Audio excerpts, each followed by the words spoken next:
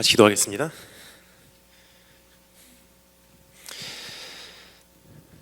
주님 감사합니다. 사모하는 마음으로 기도로 눈물로 준비해온 이 자리에 우리가 함께 모이게 하심을 감사드립니다. 하나님께서 사랑하는 교회 위에 오늘 이 자리를 마련하셨사오니, 그리고 하나님 오늘 이 자리를 사모하고 달려나온 한 사람 한 사람의 심령을 위해 오늘 이러한 잔치를 주님께서 허락하셨사오니 우리에게 말씀해 주시기를 사모합니다. 부족한 종 오늘 말씀을 대언하지만 어떤 정보만 전달되지 않게 하시고, 주님 없으면 어떤 생명이 없기에 오늘 주님의 얼굴이 이 자리에 있기를 소망합니다. 주의 임재 없이는 아무런 의미 없기에 오늘 주님께서 이곳에 함께 계셔 주시기를 소망합니다. 오늘 말씀을 전하는 자나 말씀을 듣는 자나 예수 그리스도의 보혈로 다시 한번 정결케 깨끗게 씻어주시고, 주 성령께서 마음껏 기름 부으시고 우리에게 말씀해 주시기를 소망합니다. 이제부터 시작되는 3일 동안의 시간을 우리 주님 손에만 위탁하오며 살아계신 주 예수 그리스도의 이름으로 기도합니다. 첫 번째 시간 어떠한 말씀을 나눠야 할까 많이 고민을 하게 되었습니다. 그런데 가장 중요한 한 가지를 나누지 않으면 안 되겠다 하는 그러한 결단을 하게 되었습니다. 그래서 우리 안에 막혀져 있는 담을 허무는 것입니다. 특별히 이민 사회 안에서 우리 안에 너무나 많은 담들이 쌓여져 있다고 생각을 합니다. 여러 가지 담이 있겠죠. 인종 차별에 대한 담도 있고요. 그리고 어떠한 문화적 담도 있고요. 그리고 우리가 함께 기워 나가지 않으면 안 되는 틈도 있다고 생각을 합니다. 하지만 그 중에 가장 심각한 한 가지가 바로 나와 하나님 사이에 세워져 있는 우리의 관계를 갈라놓는 그러한 담이 아닌가 생각이 듭니다. 그 원인은 무엇인고 하니 오랜 이민 사회 생활 속에서, 그리고 특별히 이 시대를 살아가는 우리 젊은 청년들, 세상과 주님 나라와의 사이에서 우리 안에 형성될 수 있는 상처로 인한 담입니다. 그래서 오늘 이 시간, 첫 번째 시간, 여러분과 제가 함께 주님을 기다리라 라는 제목으로 오늘 이 말씀에 함께 귀를 기울여보므로 내 안에 있는 상처, 그리고 그 상처로 인한 담을 다 해결하고 주님 앞에 우리가 열린 마음으로 새로운 한 걸음을 내딛는 그런 시간이 되기를 주님으로 축원합니다. 복음이라는 것이 무엇인가 하는 생각을 하게 됩니다. 복음, 그러면 우리는 보통 단순히 이렇게 이해를 합니다. 하나님은 당신을 사랑합니다. 예수 믿고 천국 가세요. 이 메시지가 바로 선교지에서 외쳐지고 있는 메시지고요, 우리가 전해야 되는 진리이기도 합니다. 하지만 복음이라는 것은 그렇게 단순하지가 않다는 것입니다. 복음이 내포하고 있는 그 내용의 틀은 사실 그것보다 폭이 넓다는 것입니다. 그렇다면 복음의 핵심 내용을 한마디로 요약하면 어떻게 정의를 하는 것이 가장 정확할까 하는 고민을 하게 되었습니다. 복음의 내용을 한마디로 정의를 하고자 하면 바로 이렇게 요약이 되지 않나 생각이 듭니다. 기다리라. 기다리라라는 단어 안에 복음의 핵심 내용이 다 포함이 되어 있다고 생각을 합니다. 따라서 성경은 창세기 1장부터 요한계시록 22장까지 기다리라라는 단어를 너무나 다양한 용어로 다면적인 차원에서 우리에게 전해주고 있습니다. 기다리라, 인내하라, 견뎌내라, 끝까지 참아라. 똑같은 내용이죠. 기다리라는 거예요. 심지어는 성경에서는 기다리는 것과 우리의 구원과 연관을 시켜서 이야기하고 있다는 것입니다. 끝까지 견디는 자는 구원을 얻으리라. 기다림과 우리의 구원의 완성이 그만한 유기적인 관계를 맺고 있다고 성경은 이야기해주고 있습니다. 자, 그렇다면 기다림이란 것이 도대체 무엇이건데 복음의 핵심 내용일까? 이제 선교여행 떠나시죠. 가서 복음을 외칠 것입니다. 복음을 전할 것입니다. 그리고 복음을 내 주변에 있는 사람들에게 느끼게 할 것입니다. 그렇다면 그 복음의 소유자로 떠나는 나도 복음에 대한 새로운 정의를 내 안에 다시 한번 점검하고 떠나는 좋은 기회가 되었으면 떠나면 좋겠다는 마음으로, 그런 바람으로 오늘 이 자리에 서게 되었습니다. 복음이라는 것과 기다림이 무슨 연관이 있기에 왜 복음의 내용을 기다림이라고 정의를 할 수 있는지, 그것은 성경이 우리에게 안겨주고 있는 부르심은 바로 다음과 같은 부르심이기 때문입니다. 기다림으로 하나님께서 구원하심을 바라보라. 기다림으로 하나님께서 역사하심을 경험하라. 기다림으로 마침내 죽은 자 가운데서 우리를 살리시는 하나님을 체험하라. 기다림으로 메시아를 보내시는 하나님의 손길을 경험하라. 기다림으로 다시 오시는 주님을 경험하라. 기다림으로 이 땅에 다시 한번 부흥이 일어나는 것을 소유하라. 기다림으로 하나님께서 병든 자를 고치는 것을 경험하라. 복음은 주님께서 일하시기 때문에 그 일하시는 것을 기다림이라는 예배의 형태로 우리가 이루어내는 것입니다. 그렇습니다, 여러분. 오늘 우리가 한 걸음을 내디디며 우리 기다림의 자리로 돌아가는 그러한 축복이 있기를 주님으로 축원합니다. 우리가 정말로 주님의 역사를 경험하시기 원하십니까? 정말로 하나님께서 이 땅에 주시기를 원하시는 그 부흥을 또다시 경험하시기를 원하십니까? 또 한 번의 찬스를 우리 교회에게 주시기를 소망하십니까? 세계 선교를 이루시는 하나님을 목격하시기를 원하십니까? 다시 오시는 그분을 맞이하시고 싶으십니까? 하나님께서 언젠가 보응하실 때까지 여러분 달려가시기를 원하십니까? 그렇다면요, 오늘 이 말씀을 우리가 안겨주고 있는 이 부르심에 우리 한번 답해보기를 원합니다. 기다리라 말씀하신 주님의 음성입니다. 따라서 오늘 이 시간 세 가지로 나누어서 말씀에 귀를 기울여보도록 하겠습니다. 첫 번째는요, 왜 기다리지 못하는지, 왜 안절부절하고, 왜 초조해하고 불안해하고, 왜 끝까지 기다려내지 못하는지, 기다려내지 못하는 원인이고요. 두 번째, 기다림의 궁극적 목적, 지금 당장에 응답하실 수 있는데도 불구하고 왜 기다리게 하시는지, 지금 당장에 부흥을 주실 수 있음에도 불구하고 왜 기다리게 하시는지, 지금 당장에 땅끝 복음이 성취될 수 있는데도 불구하고 왜 선교를 통해서 주님의 나라를 확장해 나가며 기다리게 하시는지, 기다림의 궁극적 목적입니다. 그리고 세 번째, 기다릴 수 있는 이유, why we can wait, 왜 우리가 끝까지 기다려낼 수 있는지 주님께서 우리에게 주시는 그 이유를 한번 정리해 보도록 하겠습니다. 세 가지입니다. 원인과 목적과 이유. 세 가지 정리해 보도록 하겠습니다. 첫 번째, 따라해 감사했습니다. 기다리지 못하는 원인.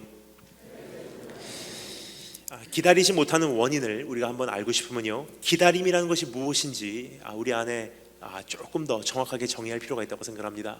성경에서 우리에게 요구하는 기다림은요, 그냥 한증막 속에 들어가서 사우나에서 시간이 될 때까지 버티라는 기다림이 아닙니다.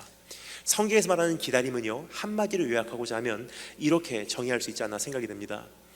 시간과 공간 밖에 계신 그분을 더 이상 나의 시간과 공간의 잣대로 잣대질하는 것이 아니라 시간과 공간 밖에 계신 그분의 시간과 공간의 개념에 맞춰서 나도 역시 시간과 공간 밖으로 나가는 것이다.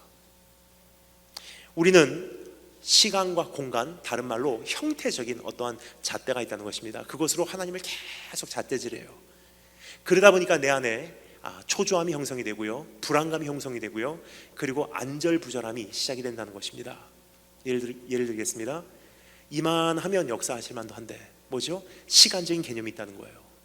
이 정도 하면 주님께서 일하실 만도 한데, 근데 그 데드라인에서부터 내가 세워놓은 뉴데이트부터 하나님의 일하심이 조금 지연이 되잖아요.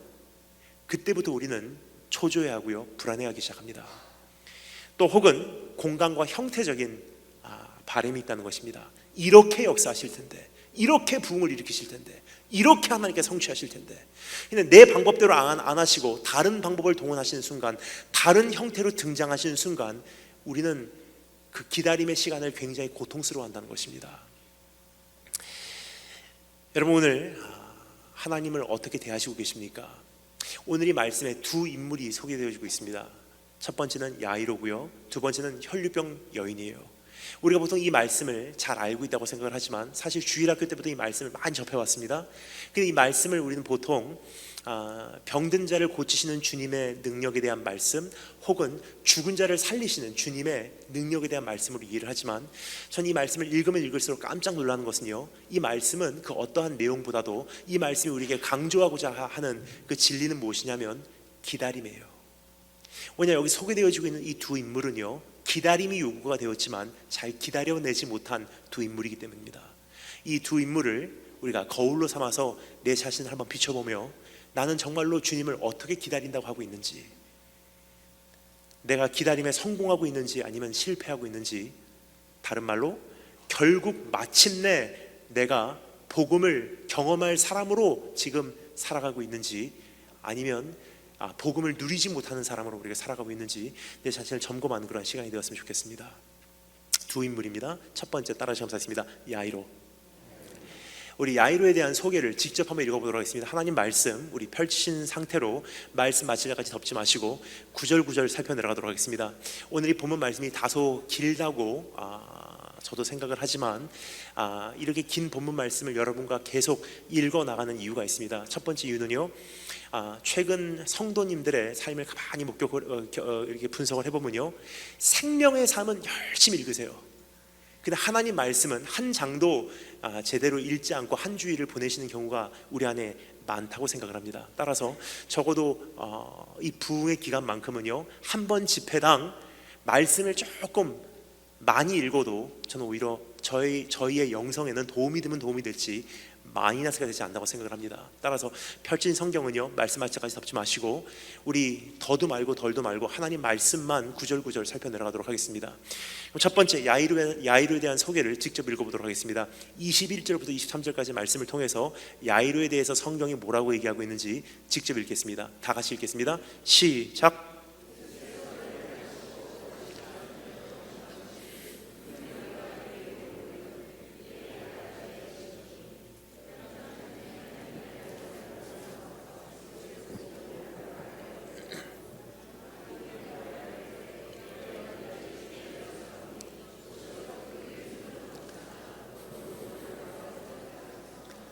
아멘. 여기서 야이로라는 사람이 소개가 되고 있는데요, 그 야이로에 대해서 성경이 뭐라고 말하고 있죠? 회당장 중에 한 사람이라고 성경을 소개하고 있습니다. 근데 어린 딸이 있었던 것 같습니다. 근데 그 어린 딸이 병에 걸려서 죽게 된 것입니다. 너무나 안타까워하던 나머지 소문을 듣습니다. 예수님이라는 사람이 그 지역에 지나간다. 그분께서는 능력을 소유하고 있기 때문에 그분께로 나가면 혹시 치유해 주실 수도 있다는 소문을 듣고 예수님을 찾아오는 야이로의 모습을 여기서 소개를 받습니다. 근데 야이로가요, 주님께 와서 뭐라고 어떻게 간구를 하죠? 성경이 기록합니다. 야이로가 간곡히 구하여 가로되 내 딸이 죽게 되었사오니 제발 오셔서 좀 치유 좀 해주세요. 참 중요한 단어가 사용되고 있습니다. 간곡히란 단어가 사용되고 있는데요, 사실 이 간곡히란 단어를 가장 적합하게 표현하는 단어는 영어에도 우리말에도 없는 것 같습니다. 영어 성경은 이렇게 말합니다. earnestly, 정말 절실하게 제발 좀 와주세요 하고 매달리는 그의 모습이에요. 정확한 표현이긴 하지만 50%예요. 또 다른 50%가 존재합니다. 뭐죠? urgently, 긴급히. 야이로 안에는요, 긴급함이 있었다는 것을 우리에게 힌트로 보여주고 있지 않나 생각이 듭니다. 그 긴급함의 원인은 뭐죠? 어떤 시간적인 잣대가 있었다는 거예요. 내가 주님께 여쭤보러 온 사이에 내 딸이 죽어버리면 어떻게 할까? 우리 주님께서 응하시고 우리 집으로 가시는 사이에 내 딸의 병이 손을 댈 수 있는 상황에서 더 이상 손을 댈 수 없는 상황으로 상황이 악화돼 버리면 어떻게 할까? 그 안에는 조급함이 있었습니다. 그래서 정말 절실히 하지만 긴급히 주님께 와서 애원을 했던 것입니다. 너무나 다행히도 주님께서 야이로의 부탁에 응하시고 야이로의 집을 향해서 가시게 됩니다. 그래서 성경이 기록합니다. 수많은 사람들이 예수님 주변을 맴돌았대요. 애워싸 밀었다고 성경이 기록하고 있습니다. 근데 여기서 한 사건이 펼쳐집니다. 그 수많은 무리 가운데 한 여인이 있었습니다. 혈류병 여인이에요. 근데 그 혈류병 여인이요, 갑자기 손을 내밀어서 예수님의 옷자락을 만집니다. 능력이 나가죠. 그 혈류병 여인은 치유받고 예수님께서는 그냥 가시면 되는데 그 여인을 찾으세요. 누가 나를 만졌느냐. 한참을 찾으시다가 그 여인과 대화가 시작돼요. 여러분, 여기서 한 가지만 여쭤보도록 하겠습니다. 맥도날드를 가든지 우리가 던킨 도너츠를 가든지, by the way, today is a national day of donuts. 오늘은 던킨 도너츠 가서 커피 한 잔 사시면 도너츠는 공짜예요. 이 정보를 제가 저녁 식사 전에 받게 되었습니다. 맥도날드를 가든지 던킨 도너츠를 가든지 이렇게 줄을 서잖아요. 그래서 이제 자기의 순번을 기다리고 있는데 뒤에 있는 사람이 새치기를 합니다. 그럼 여러분 어떻게 하십니까? 그렇게 모른 척하고 계셔도 저 어떻게 반응하는지 저는 안 봐도 다 압니다. 저는 그때부터 기도가 시작돼요. 그 사람을 위한 중보가 아니라 저를 위한 기도예요. 하나님, 제 자신을 좀 지키게 해주기를 원합니다. 왜냐면 제 마음은요, 뒤에서 곧바로 헤드락 들어가고 싶어요. 맥도날드든지 던킨도너츠 가도요, 가끔 그런 새치기 하시는 분들이 계세요. 근데 여러분, 맥도날드나 던킨도너츠는요, 조금 새치기를 당해도 어차피 햄버거니까, 어차피 도너츠니까 조금 지연이 돼도 괜찮습니다. 하지만 야이로의 경우는요, 딸의 생명이 걸려 있었어요. 그렇지 않아도 주님께서 한순간이라도 빨리 오셨으면 얼마나 좋을까 하는 긴급함을 가지고 이 주님을 찾았습니다. 그리고 가면서 마음 속으로는 속삭였을 거예요. 조금만 기다려, 조금만 기다려. 아빠가 금방 예수님 모시고 갈 테니까 조금만 더 버텨다오. 가면서 그 얼마나 초조했을까. 집에 도착하면 딸이 죽어 있으면 어떻게 할까. 그렇지 않아도 그렇게 초조하게 불안하게 주님을 모시고 가는데 한 여인이 와서 새치기를 합니다. 먼저 치유를 받고요. 그리고 주님도 야이로의 긴급함을 감지하셨건만 그거는 일단 둘째치고 그 여인과 대화를 시작하세요. 언제까지 그 대화가 지속되죠? 야이로의 집에서 사람들이 와서 야이로에게 말합니다. 딸이 죽어버렸습니다. 더 이상 선생을 귀찮게 하지 마소서. 여러분 같으면 어떻게 반응하시겠습니까? 저 같으면요, 아마 그 여인의 멱살을 잡았을 거예요. 너 때문에 죽었어, 내 딸. 그리고 예수님께 소리를 질렀을 것입니다. 시간 개념이 있냐고. 내가 긴급한 거, 내가 거기까지 초조해하는 거 당신 몰랐냐고. 행패를 부려도 이상하지 않은 상황이에요. 이 세상에는 세 가지 종류의 사람이 있는 것 같습니다. 누구죠? 그 좋은 사람하고요, 나쁜 사람하고요, 부모예요. 세 가지 종류의 사람. 즉 아무리 좋은 사람이라고 해도요, 딸의 생명이 걸려있는 한 부모는 거기서 이성을 잃어버려요. 당신 때문에 내 딸 죽었어. 원망을 하고 불평을 해도요, 이상하지 않은 상황이에요. 그래서 성경이 어떻게 기록하죠? 아무런 반응이 없었던 것을 성경은 지적을 하고 있습니다. 침묵을 하고 있어요. 즉 야이로는요, 어떠한 행패를 부리지 않았다는 것입니다. 그 이유가 무엇일까요? 한 가지 힌트를 우리가 알고 있습니다. 야이로는 회당장 중에 한 사람이었대요. 즉 그 사람의 위치와 사역만 이야기하고 있는 것이 아니라 또 한 가지 우리가 알 수가 있습니다. 위대한 인격의 소유자예요. 저는 여기서 제 모습을 보게 됩니다. 제가 위대한 인격의 소유자라는 뜻이 아니라 어떻게 보면은 저도 비슷하게 반응하지 않았을까 하는 그러한 생각을 나름 하게 됩니다. 그 이유를 말씀드리겠습니다. 저에 대해서 모르신 분들이 계시기 때문에 저에 대해서 짧게만 소개드리도록 하겠습니다. 저는 10년 한국, 10년 일본, 10년 미국, 그리고 지금 10년째 이렇게 선교사로서 온 세계를 다니면서 주님을 섬기고 있는 그러한 사람입니다. 태어나기는 한국에서 태어났고요, 10살 때까지 한국에 살았습니다. 그리고 10살 때부터 거의 20세까지 10대를 일본에서 보내고요, 그리고 20대를 미국에서 보내고요, 지금 10년 동안을 온 세계 선교지에서 이렇게 보내고 있습니다. 그래서 제 안에는 한국 사람도 있고요, 제 안에는 일본 사람도 있고요, 제 안에는 미국 사람도 있습니다. 한국과 일본과 미국 제 안에 다 공존하지만 제가 가장 행복해하는 것이 어딘가 가만히 제 가슴에 귀를 기울여 보면요, 솔직히 말씀드리겠습니다. 제가 제일 살고 싶은 곳은 미국이에요. 처음에 미국을 내려놓고 제가 선교지로 출발할 때 민물고기를 소금물에다가 던지는 그러한 경험을 저는 하게 되었습니다. 미국에 오니까 자기 집으로 돌아온 느낌이에요. 20세를 여기서 보냈기 때문입니다. 그런데 그러한 미국 사람의 모습도 제 안에 있지만 시간이 가면 갈수록 제 안에 두드러지는 또 한 가지 모습이 있습니다. 일본 사람의 모습이에요. 여기까지 말씀드리면 이미 어떤 분들의 표정은 굳기 시작하세요. 쪽발이 이렇게 생각하시는데, 일본 사람이라고 해서요, 제가 대한민국을 향한 애국심이 없는 것은 아닙니다. 일본 사람의 어떠한 모습이 있는 것이지, 저는 I am Korean to the core, 제 안 속까지 깊이 저도 한국 사람입니다. 증명해 드리겠습니다. 독도는 우리 땅입니다. 주님 나라 확장된다고 말씀을 드려도 박수치고 아멘은 하지 않으시더니 독도 우리 땅이라고 하면은 박수치고 아멘 하는 것이 우리 대한민국 국민의 모습이 아닌가 생각이 됩니다. 그러한 한국 사람의 모습이 있지만 사실 제 안에 시간이 가면 갈수록 두드러지는 것이 일본 사람의 모습이에요. 특별히 대인관계의 면에서 10대를 일본에서 보냈어요. 10대는요 초중고 처음으로 사회생활을 시작하는 그러한 나이죠. 학교를 처음으로 입학을 해서 학교를 다니면서 대인관계는 어떻게 하나 그것을 배우는 것이 10대입니다. 근데 10대를 일본에서 보내다 보니까 제가 대인관계를 이끌어 나가는 모습이요 굉장히 일본 사람입니다.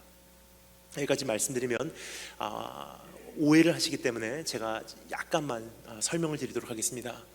어떠한 모습들이 일본 사람의 모습인가 몇 가지 예를 드리겠습니다. 첫 번째는요, 저는 시간 약속을 하면요 100% 지켜요. 그리고 제가 자신 있는 것은 yes, 자신 없는 것은 절대로 해보겠습니다라고 말하지 않습니다. 일본 사람들하고 비즈니스 해보신 분들은 잘 아실 것입니다. 일본 사람들 비즈니스 할 때요 절대로 yes, no 말하지 않아요. 어떻게 하죠? 굉장히 애매모호한 답을 줍니다. 마이무키니 겐토시메마스 그래요. 해보겠습니까? 그러면 yes, no 그걸 우리는 바라는데 일본 사람들은 절대로 그 답을 우리에게 주지 않습니다. 뭐라고 말하죠? 마이무키니 겐토시메마스 무슨 뜻이냐면요 미래지향적으로 검토해보겠습니다 그래요. 그리고 딱 일주일 후에 연락이 옵니다. 야, 야빨리 다메 스미마센 스미마센 야빨리 다메 데스네. 역시 안 되겠습니다 하고 일주일 후에 거절을 할지언정 처음에는 쉽게 답을 주지 않는다는 거예요. 그러한 모습이 제 안에 있어요. 정말로 제가 자신 있는 것만 저는 한다 그러고요.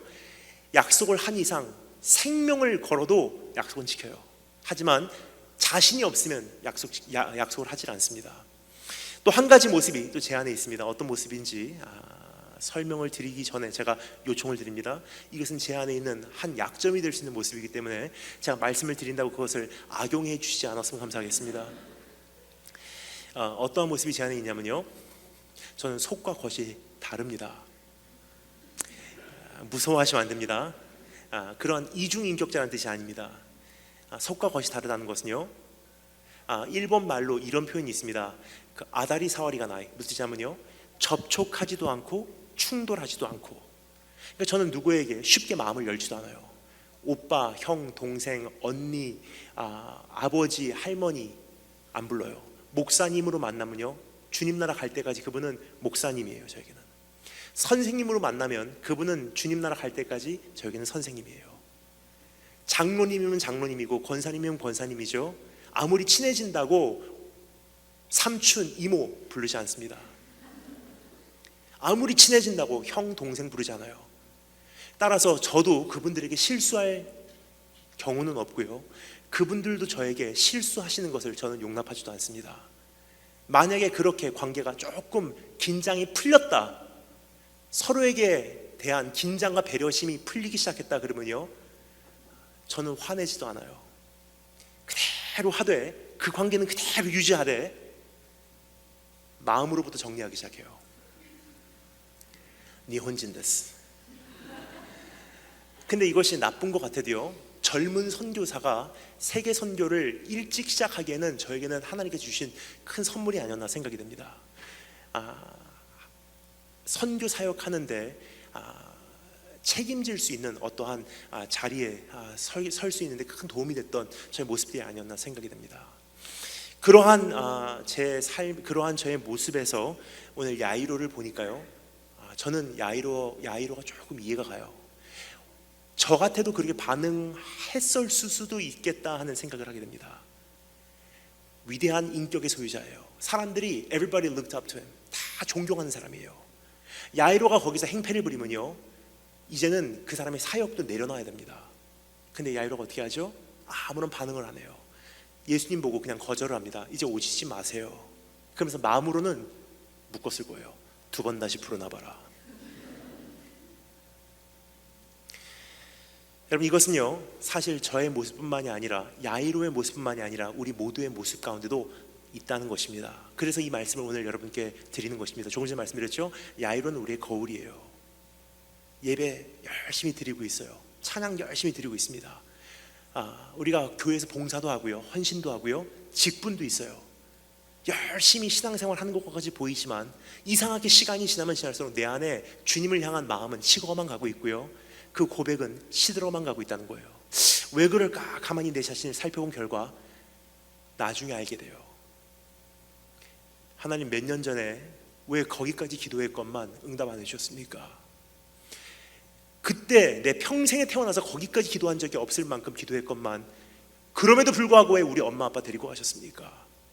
왜 그 교통사고 허락하셨습니까? 왜 가정이 산산조각 나는 거 그대로 보고 계셨습니까? 우리 사업 다 녹아내릴 때 주님 어디 계셨습니까?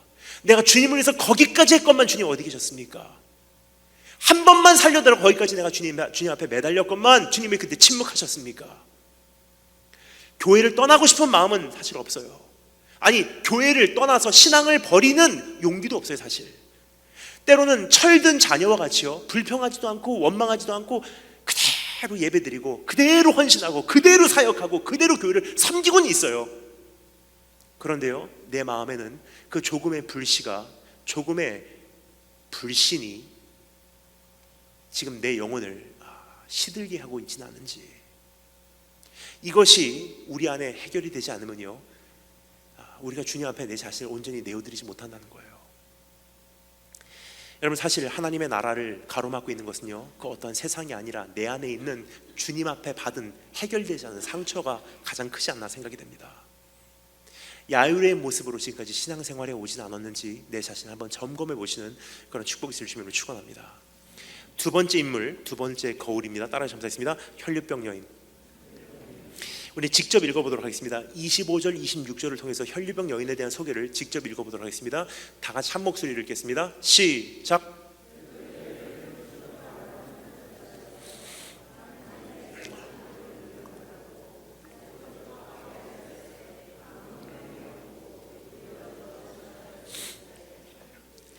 혈류병 여인은 야이로와 전혀 반대된 타입의 사람이 아니었나 생각이 듭니다. 야이로, internalizer, 다 속으로 섞이는 사람이에요.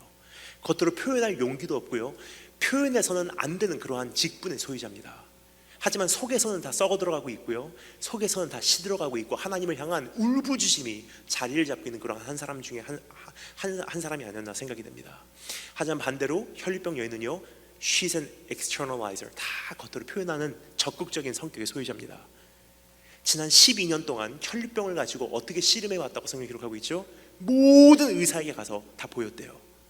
근데 매번 실패로 끝났고요, 매번 상처로 끝났고요, 나중 상황이 더 악화된 상태에서 이제는 지푸라기라도 잡고 싶은 심정으로 주님을 찾은 것이라고 성경은 우리에게 기록을 하고 있습니다. 여러분, 한 가지 우리가 꼭 주목하기로 하는 것이 있습니다. 이 혈류병 여인이요, 예수님을 만났을 때, 예수님의 옷자락을 만졌을 때 어떻게 치유받았다고 성경 기록하고 있죠. 치유의 형태, 혈류 근원이 말랐대요. 바로 이런 뜻입니다. 이제까지 12년 동안 수많은 의사에게 가서 보였을 때는요, 일시적인 치유는 있었을 수 있어요, 표면적인 치유는 있었을 수 있습니다.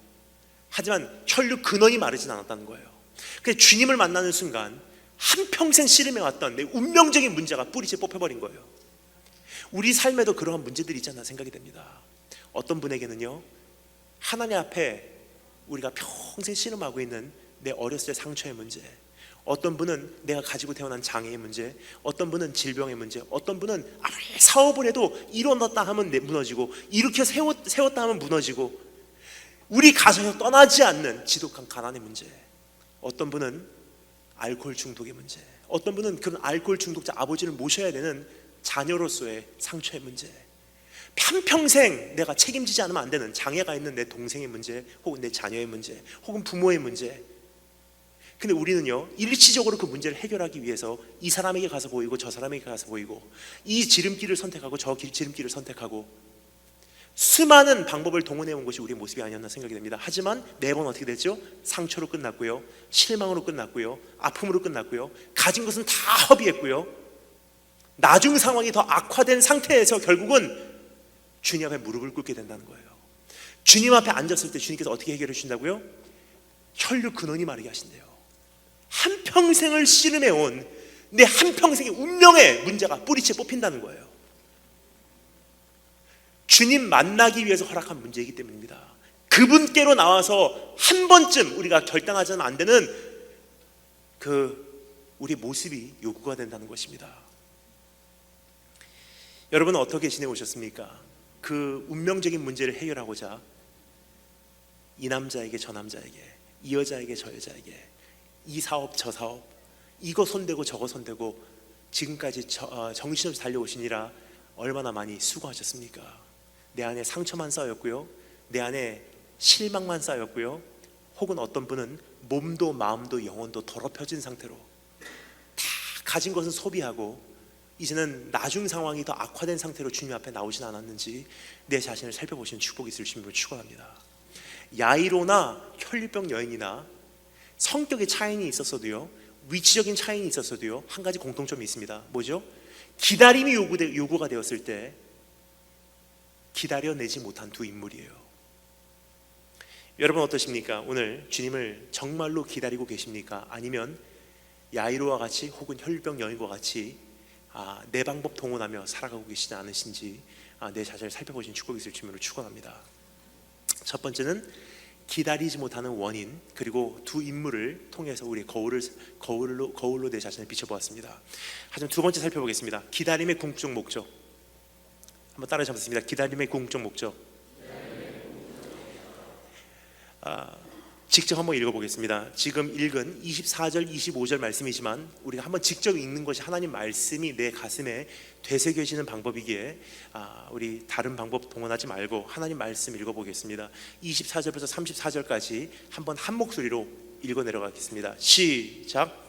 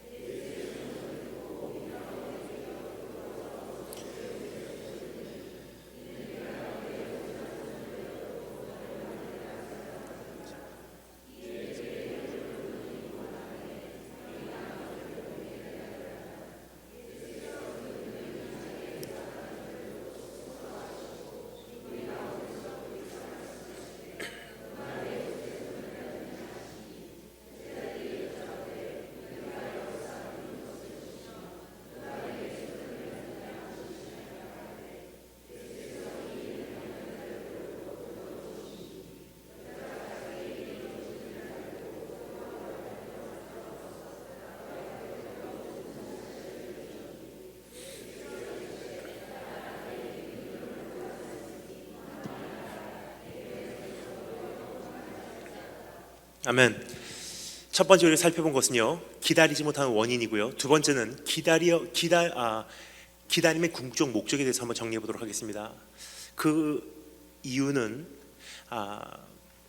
주님께서 지금 당장에 응답하실 수 있는 능력을 소유하고 계심에도 불구하고 왜 지연시키시는지, 지금 당장에 응답하시기를 원하신다면 왜 지금 나의 기도를 응답을 안 하시는지, 나를 사랑하신다고 하시면서 왜 내가 고난 받도록 그대로 두시는지, 나를 정말로 위하신다고 하시면서 왜 그 아픔을 지속시키시는지, 지금 당장에 끊으실 수 있는 능력이 있으면서도 불구하며 왜 그것을 그대로 주님께서 보고만 계시는지, 그 궁극적 목적에 대해서 한번 우리 살펴보도록 하겠습니다. 여러분, 한 가지 질문을 드리도록 하겠습니다. 내가 지금 기도를 드렸는데요, 하나님께서 그 기도를 응답하시기를 지연시키시고 보류하시고 때로는 거절하시고 그 기도에 대해서 침묵하시면요, 하나님께서 감수하셔야 될 손해가 클까요? 내가 감수해야 될 손해가 클까요? 너무나 중요한 질문입니다. 하나님에 대한 큰 오해를 풀 수 있는 질문이에요. 만약에 하나님께서 우리의 기도를 응답을 안 해주잖아요, 우리가 보통 일반적으로 가지고 있는 생각은 You have nothing to lose. 하나님은 잃을 게 없다고 생각해요. 근데 성경이 우리에게 알려주고 있는 하나님의 모습은 바로 이것입니다. 하나님이 세상을 이처럼 사랑하사 독생자를 주셨으니 이는 저를 믿는 자마다 멸망치 않고 영생을 얻게 하려 하심이니라. 그것을 토대로 이해를 하면요, 이러한 결론이 나와요. 지금 내 기도를 거절하시고 보류하시고 지연시키시고 때로는 내 기도에 침묵하시게 되면요, 하나님께서 감수하셔야 될 손해가 크다는 거예요. 그 이유를 말씀드리겠습니다. 하나님께서 우리를 무엇을 위해 창조하셨죠? 주일학교 때 받는 질문이고요, 주일학교 때 배우는 대답입니다. Why are we created? 하나님께서 왜 우리를 창조하셨습니까? 영광받기 위해서. 정말 하나님 위대하신 분이십니다. 하나님을 사랑합니다. 하나님 정말 너무 아름다우십니다. 하나님 어떻게 이렇게 선하실 수가 있으십니까? 하나님 정말 내가 주님을 사랑할 수밖에 없습니다. 주님 너무 흠모할 수밖에 없는 분이십니다. 정말 주님 어떻게 이렇게 좋으십니까? 정말 주님을 사랑합니다. 주님을 예배합니다. 주님을 경배합니다. 그러한 관계를 나와 맺기 위해서 우리를 창조하셨대요. 자, 그런데요, 기도 응답 안 해주잖아요? 어떻게 되죠? 나쁜 하나님입니다. 어떻게 그럴 수가 있습니까? 신앙을 저버리고 떠나갈 수 있는 가능성을 주님께서는 감수하시고 거절하시는 거예요. 왜 거기까지 하셔야만 할까? 여러분 궁금하지 않습니까? 예수 그리스도를 우리를 위해서 주시고 아끼지 아니하시고 십자가 달려서 못 박으실 때까지 우리를 통해서 영광받기를 원하시는 그러한 관계를 형성하시기를 원하셨던 하나님에도 불구하고 기도 응답 그까지 안 해줬다고 떠나갈 수 있는 그런 위험성을 주님께서는 무릅쓰고 기도 응답을 거절하세요. 왜 거기까지 하셔야만 하셨을까요? 그 질문에 대한 답이 여기서 발견이 되지 않나 생각이 듭니다. 기다림의 궁극적 목적이에요. 왜 기다리게 하시는지 그 답을 우리 한번 발견해 보기 위해서 오늘 이 말씀에 담겨져 있는 비밀을 여는 열쇠를 제가 드리도록 하겠습니다. 이 말씀에 담겨져 있는 이 답을 여는 열쇠입니다. 한번 따라해 주시면 되겠습니다. The Marken Sandwich. 더하고 샌드위치라는 단어는 크게 목소리가 나와도요, 중간에 있는 단어는 잘 따라 못하신 것 같습니다. The Marken Sandwich. 우리말로 번역을 하면요, 마가의 샌드위치예요. 이것을 조금 더 일반적인 용어, 현대 문학 용어로 표현을 하면요, The Inclusio라는 단어입니다. 지금도 현대 문학에서 사용되는 문학 기법이에요. 무엇인고 하니 하나의 스토리 가운데 전혀 다른 스토리를 중간에 삽입시킴으로 이 가운데 스토리가 조명이 되잖아요. 이 전체 스토리가 이해가 되는 거예요. 마가복음에서는 그러한 기법을 자주 사용합니다. 따라서 이것을 The Marken Sandwich, 마가의 샌드위치라 그래요. 하나의 스토리가 다른 주변에 있는 스토리에게 샌드위치가 되어 있는 거예요. 예를 들겠습니다. 예수님께서 어느 날 성전으로 들어가시는데 너무나 시장하셔서 저기 서 있는 무화과 나무를 바라보시고 거기에 가세요. 열매 따드시려고 가니까 열매가 없습니다. 주님께서 분노를 일으키세요. 이렇게 열매를 못 맺는 이 나무요 하시면서 나무를 책망하시고 나무를 저주하세요. 저 어렸을 때 주일학교 때 조금 그 장면이 상처였었어요. 예수님 그러면 정말 온유하시고 선하시고, 그런데 열매가 없다고 나무를 저주하시는 예수님은요, 어린 저에겐 좀 상처였습니다. 자, 성질 못됐다. 그런데 마가의 샌드위치라는 렌즈로 오늘 그 말씀을 이해를 하니까 주님께서 어떠한 말씀을 우리에게 전해주시고자 했는지 이해가 되기 시작해요. 그러한 무화과 나무의 사건 바로 다음에 무슨 사건이 있죠? 주님께서 성전으로 들어가셔서요, 성전을 정화시키세요.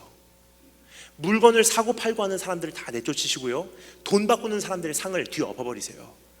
그리고 성전 정화를 하신 다음에 마지막으로 내리시는 결론의 선포입니다. 이 집은 만민이 기도하는 집이라. 다른 말로 표현하겠습니다. 이 집은 외모만 화려한 집이 아니야. 이 집은 기도함으로, 하나님의 임재가 거함으로 하나님과 교제할 수 있는 본질이 존재하는 집이야. 그렇게 선포하시고 성전을 정화하신 다음에 나가시면서 보니까 무화과나무 이야기가 전개가 돼요. 그 무화과나무가 어떻게 돼 있어요? 시들어 죽어 있어요. 이와 같이 무화과나무 이야기로 시작해서요, 무화과나무 이야기로 끝납니다. 하지만 중간에 성전 이야기가 삽입이 돼 있어요. 마가의 샌드위치. 그 이유가 무엇일까요? 성전 이야기를 통해서 주님께서 선포하셨던 말씀이 무엇입니까? 너희가 멀리서 보기에는 화려한 성전, 다른 사람들을 계유하는 성전, 이리로 와, 내가 영적으로 먹여줄게. 여기는 먹을 것이 풍성해. 여기 오면 생명력이 있어. 여기 오면 하나님이 계셔. 지나가는 이방인들, 목마른 사람들, 영적으로 죽어가는 사람들이요, 저기 가면 내가 영적으로 살 수 있대 하고 계유돼서 와요. 그런데 막상 성전에 들어가 보면요, 하나님 안 계신 거예요. 외식하는 성전입니다. 뭐하고 똑같죠? 성전 앞에 서 있는 무화과 나무와 똑같다는 거예요. 지나가는 배고픈 나그네들이요, 그 무화과 나무를 보면 오해를 하게 돼 있어요. 저기 가면 생명이 있겠구나, 저기 가면 열매가 있겠구나, 거기 가면 내가 조금 더 내 생명을 연장시킬 수 있겠구나. 막상 와서 보니까요, 그 나무는 시들어 죽은 지 오래됐고요, 그 나무는 썩은 지 오래됐고요, 생명력을 상실한 지 오래됐고요, 재생산 능력을 상실한 지 오래됐다는 거예요. 너희도 이와 같이 망하리라 하고 무화과 나무를 사용해서 성전에게 주님께서 선전포고를 한 것이고, 결국 어떻게 되죠? 얼마 안 가서 그 성전이 돌 위에 돌로 남기지 않고 다 무너져 없어지고요, 주님께서는 진짜로 만민이 기도하는 새로운 성전을 설립을 하세요. 자신의 몸을 통해서 이제 내게로 와, 누구든지 나를 통하지 않고는 아버지께로 갈 자가 없어. 새로운 성전 설립, 그리고 더 이상 그 성전에서 비둘기 사고 양 사고 염소 살 필요가 없어요. 왜냐? 주님 자신이 어린 양으로 아버지께 죽임을 당하셨고요, 주님이 성전이 되주셨고 성전에 들어가는 제사가 되주셨고 주님께서 제사장이 되주셨어요. 마가의 샌드위치.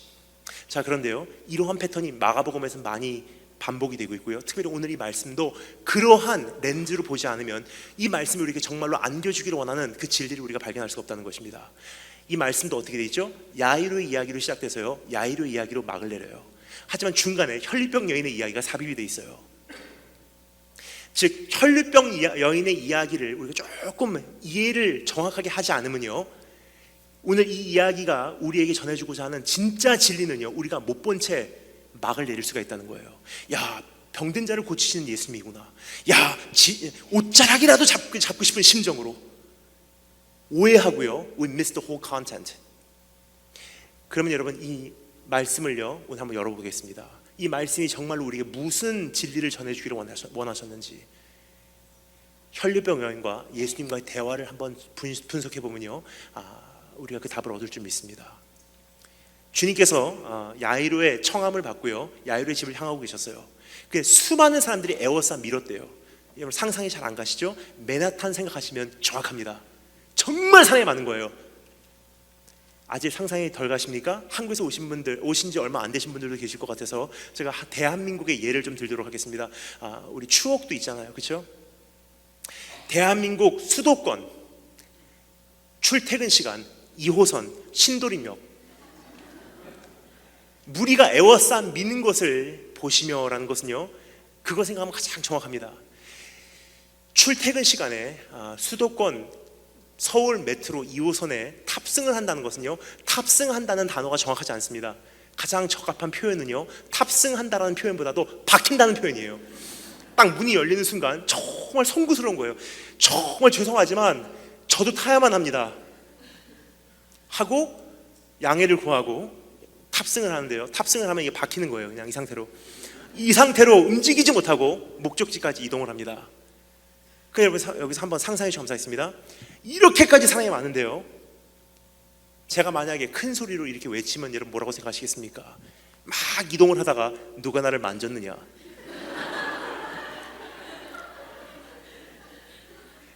오늘 여기서 그러한 장면이 펼쳐지고 있어요. 여러분이 웃으셨듯이 제자들도 기가 막혀 있을 거예요. 수많은 무리가 예수님을 에워싸 미는데요, 막 이동을 하시는데 갑자기 어느 손이 나와서 예수님 옷자락을 만졌어요. 능력이 나갑니다. 예수님께서 그 능력이 나감을 감지하시고 그 여인을 찾으세요. 그 여인은 혈류병에 혈류 근원이 메마름을 경험한 혈류병 환자였었어요. 누가 나를 만졌느냐, 제자들이 의아해하면서 뭐라 그러죠? 무리들이 에워싸 미는 것을 보면서 누가 나를 만졌느냐라고, 주님 무슨 뜻입니까? 다른 말로 표현하겠습니다. 우리 다 만졌습니다. 나도 만졌고요, 얘도 만졌고요, 얘도 만졌고요, 우리 다 만졌습니다라는 뜻이에요. Obviously they had no idea what Jesus was asking. 예수님께서 무슨 질문을 하고 계신지를 이해를 못했다는 거예요. Who physically touched me? 누가 나에게 몸에 손을 댔느냐를 물어보신 것이 아니에요. 여기서 주님께서 물어보시기를 원하시는 질문은 바로 이러한 뜻입니다. Who touched me? 여기서 강조되는 단어는요, who라는 단어예요. 우리 미국에 사시는 분들은 금방 이해하십니다. 왜냐? 미국 사회가 그러한 문화를 토대로 세우신 사회이기 때문에. 미국에서 사람들하고 관계를 가질 때 어떻게 하죠? 처음 만난 사람들, you're stranger. 그런데 처음 만나면 꼭 하는 예식이 있어요. What's your name? I'm Daniel. What's your name? John. Nice to meet you. 악수를 하면 어떻게 되죠? We're no longer strangers. 우리는 이제는 교제가 시작된 거예요. 그 교제가 깊은 교제냐, 깊지 않은 교제냐, 좋은 교제냐, 좋지 않은 교제냐는 그 다음 정해지는 일이지만 그 교제에 대한 계약서가 펼쳐지는 거예요. 이제부터 함께 써나갑시다. 어떤 교제를 우리가 해나갈지 함께 써나갑시다. Nice to meet you. 이름을 물어보고요, 자기 이름을 말한다는 것은요, 교제의 시작이에요. 주님께서 물어보셨던 질문은 바로 이런 뜻입니다. Who touched me? 누가 나를 만졌느냐라는 것은요, 다른 말로 표현하면 이런 뜻이에요. 너 이름이 뭐니? What's your name? 주님께서는 교제의 시작을 원하셨던 것입니다. 근데 그 여인은 무엇을 원했죠? 그 여인이 원했던 것과 주님께서 원하시는 것이 차이가 있어요. 그 여인이 원했던 것은 무엇이죠? 여러분, 우리는요, 이 여인을 영웅화시켰어요. 옷자락이라도 만지고 싶은 심정으로, 옷자락이라도 잡는 믿음으로. 근데 여러분, 분명히 말씀드리겠습니다. 주님께서 이 여인의 믿음을 칭찬하신 것은요, 옷자락 만지고 도망가는데 칭찬하신 것이 아니에요. 나중에 보겠지만 이 여인이 주님과 대화를 나눈 후에 주님께서 이 여인을 칭찬을 하십니다. 왜냐, 주님께 이 여인이 나왔던 그 동기가요, 사실 깨끗한 동기도 아니었었어요. 지난 12년 동안 어떻게 지나갔다고요? 수단과 방법을 가리지 않고 자기의 혈류병을 고칠 수 있는 한 어떠한 방법도 괜찮은 데서 동원할 수 있다고 생각해온 그러한 여인이었어요. 근데 그 여인이요, 예수님이라는 사람이 지나간다는 소문을 듣고 이것도 하나의 방법론이라고 생각하고 예수님을 찾은 것입니다. 사실 그 여인이 주님을 찾았을 때는요, 자기 자신에 대해서 알리고 싶은 마음도 없었고요, 예수님이 자기에 대해서 알아주셨으면 얼마나 좋을까 하는 소원도 없었고요, 예수님에 대해서 알고 싶은 관심도 없었어요. 그냥 와서 옷자락 만지고 초자연적인 어떠한 치유를 나에게 주시면 땡큐, 없으면 믿어봐야 본전이에요. 만지고 도망갈 여인이었어요. 근데 예수님께서 어떻게 하십니까? 너 어디 가니? What's your name? 말씀드리겠습니다. 이 여인이 원했던 것과 주님께서 원하시는 것은 차이가 있어요. 뭐죠? 이 여인이 원했던 것은 기도응답, 주님께서 원하시는 것은 교제. 이 여인이 원했던 것은 병치유, 주님께서 주시기를 원하시는 것은 주님 자신이에요. 이것이 여러분과 여러분과 주님과의 우리의 문제가 아닌가 생각이 됩니다. 관계를 갖는다는 것, 교제를 한다는 것은요, 에너지가 소모가 돼요. 희생이 요구가 되고요, 그리고 어떠한 시간이 투자가 돼야만 합니다. 어떠한 관계도 다 그렇죠. 정말 사랑하는 사람과의 관계를 정말 온전히 우리가 성숙하게 설립시키고 그것을 온전한 관계로 우리가 누리기를 원한다면요, 에너지 소모가 필요해요. 듣기 싫은 이야기 다 들어줘야 되고요, 그 사람이 가기를 원하는데 함께 가줘야 되고요, 때로는 피곤한 거 감수하고 함께 있어줘야 되고요, 먹고 싶은 거 못 먹을 때가 있고요, 하고 싶은 거 못 할 때가 있어요. 그 사람하고의 관계와 교제를 위한다면, 모든 관계와 모든 교제는요, 그것이 부모 자식 간의 관계이건 친구와의 관계이건 어떤 사랑하는 이들과의 관계이건 모든 관계와 교제는 에너지가 반드시 소모가 되고 시간이 요구가 되고 물질 투자가 요구가 되고 정신적인 투자가 요구가 되는 거예요. 그것이 없이는 관계는 설립이 되지 않는다는 것입니다. 하나님과의 관계도 똑같습니다. 정말로 주님과의 관계를 우리가 온전히 이루려고 하잖아요. 예배 시간 지켜야 돼요. 피곤한데 밤에 무릎 꿇어야 돼요. 정말로 귀찮은데 성경 펼쳐야 돼요. There's no easy way around. 왜 우리는 영혼이 계속 메말르고 있습니까? 어려운 질문이 아닙니다. 투자하지 않으니까. 피곤한데 무릎 꿇어야 되고, 잠자리 들고 싶은데 기도하러 와야 되고, TV 보고 싶은데 성경 펼쳐야 되고, 나는 내 맘대로 살고 싶은데 예배 드려야 되고, 놀러 가고 싶은데 성수주의를 해야 되고. 그래서 우리는요, 이러한 것을 번거롭게 여기거나 귀찮게 여겨요. 따라서 우리가 정말로 원하는 것은 뭐죠? 내 자신에 대해서 별로 알리고 싶은 마음도 없고요, 주님에 대해서 사실 그렇게 알고 싶은 관심도 없어요. 내가 원하는 것은 뭐죠? 주일 예배 와서 옷자락 만지고 도망가는 거예요. 와서요, 기도응답, 물질 해결, 사업 축복. 옷자락 만지고 도망가는 것은 굉장히 간단합니다. 주님에 대해서 알고 싶은 마음도 없고 내 자신에 대해서 알리고 싶은 마음도 없고 옷자락 만지고 도망가는 우리를 향해서 주님께서 오늘 이렇게 말씀하십니다. 너 어디 가니? What's your name? 너 이름이 뭐니?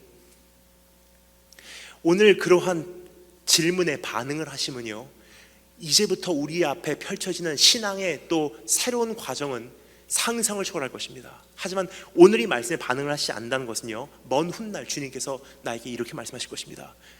내가 주님 때문에 교회도 다녔고요, 내가 주님 때문에 신앙생활 했고요, 내가 주님 때문에 성수주의를 했습니다.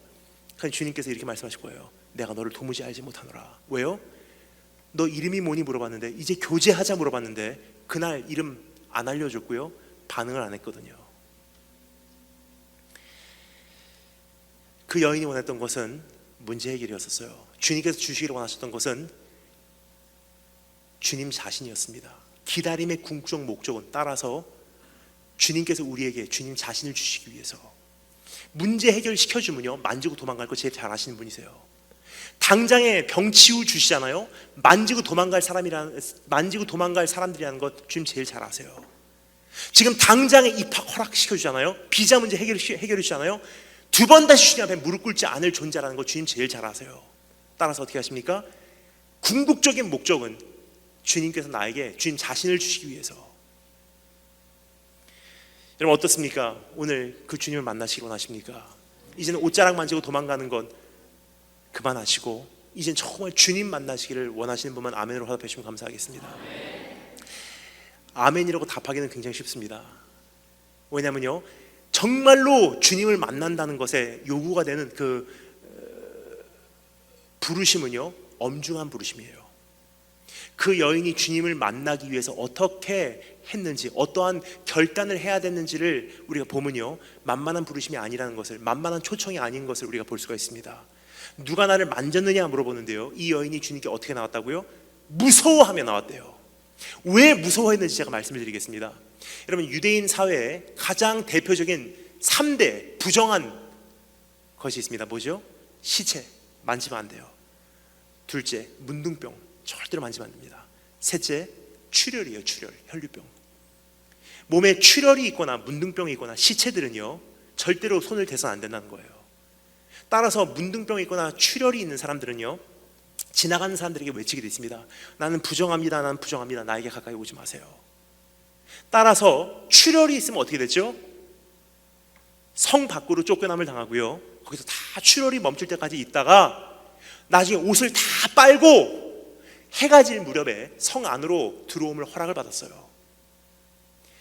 근데 이 여인은 어떻게 됐다고요? 지난 12년 동안 출혈이 멈추지 않은 혈류병 환자예요. 즉 12년 동안 가족으로부터 쫓겨나고 성 밖으로 쫓겨나서요, 아마 혼자 사는 여인이었다고 생각이 됩니다. 근데 여러분, 사람이 거기까지 거절을 당하잖아요. 그럼 사람 안에 형성이 되는 한 가지 특징이 있어요. 뭐죠? 자기밖에 몰라요. 수단과 방법을 가리지 않고 다른 사람은 관계없어요. 내 병만 낫는 것이 일단 우선순위예요. 그렇게 12년 동안 살아왔고요, 이번에도 다를 게 없어요. 근데 예수라는 사람이 지나간대요. 그러면 이 여인 안에는요, 한 가지 소망만 싹트기 시작합니다. 뭐죠? 저 사람을 어떻게 이용하든 다른 사람에게 어떠한 폐를 끼치든 관계가 없어요. 내 병만 나면 되는 거예요. 따라서 자기 안에 출혈이 있고요, 자기가 혈류병 환자인 것을 딱 입 다물고 그렇게 많은 사람들 사이로 파고 들어가요.